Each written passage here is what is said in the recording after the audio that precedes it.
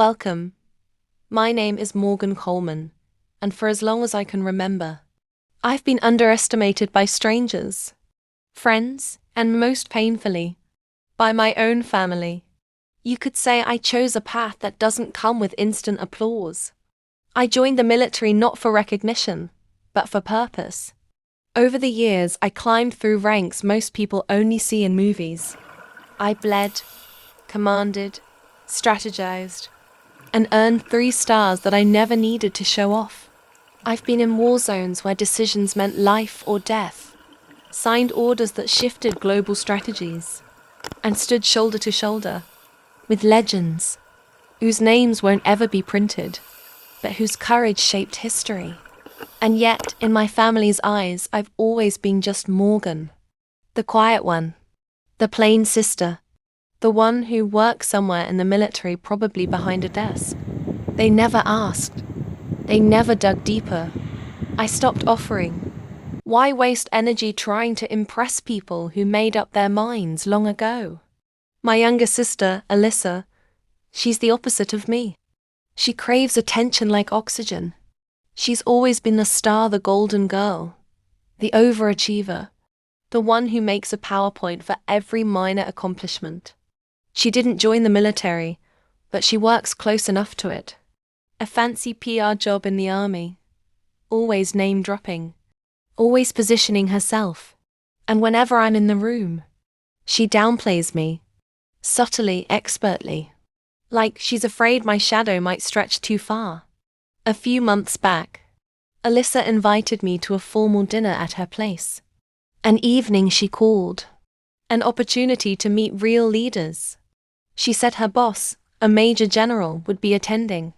She made it sound like I was lucky just to be in the same room. I didn't bother correcting her. I said I'd come. The day of the dinner, I'd just returned from a confidential briefing at the Pentagon.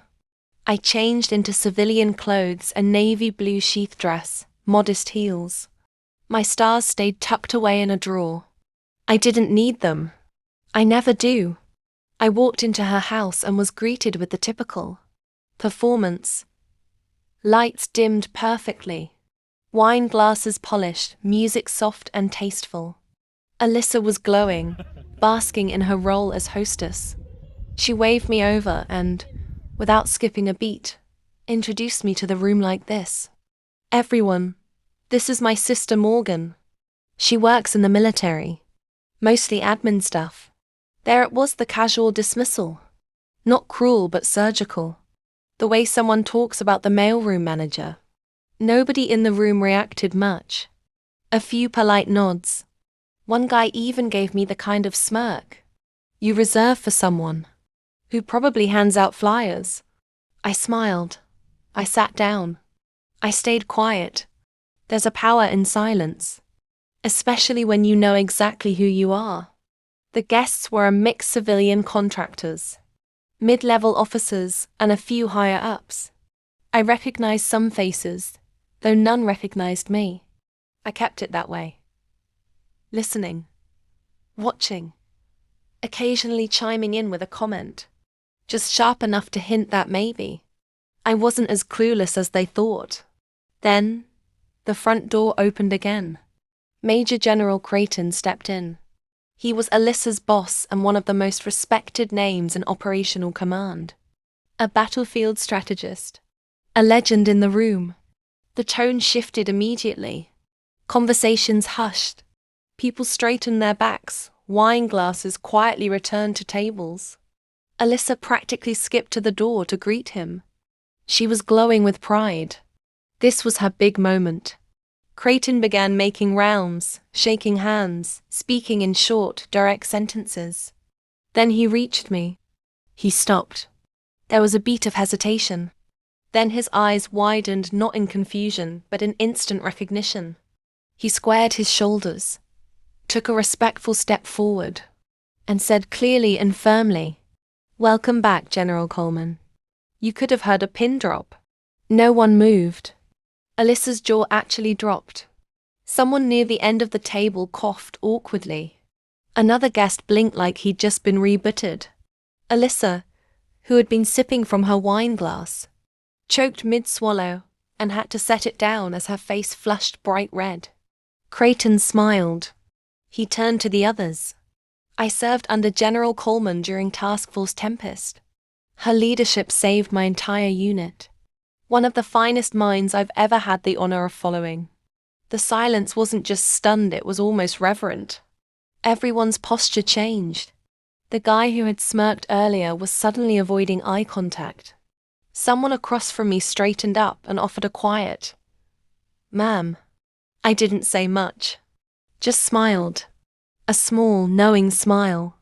I looked over at Alyssa. She looked like someone who'd just realized the universe didn't revolve around her after all. The rest of the evening shifted. The conversations now included me respectfully. Guests asked questions. They listened. Even the general deferred to me when a discussion turned toward strategy. And all I did was respond plainly, truthfully, without the need to assert dominance. My rank had already spoken.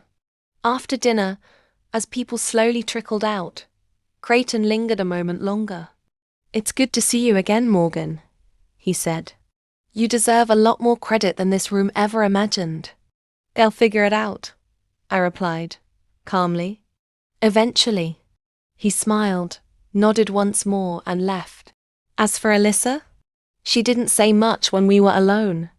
Just a forced smile and a quick "thanks for coming." I nodded and walked out. No need for drama. No need for a lecture. She had just watched her entire narrative collapse in a single sentence. That was enough. Moral of the story: let them think you're nobody. Let them talk over you, mislabel you, underestimate you. Because the most powerful recognition doesn't come when you prove them wrong. It comes when the world around you finally opens its eyes and says, "We were wrong about you." And in that moment, without rage or revenge, you rise not because you tried to, but because your truth couldn't be hidden any longer.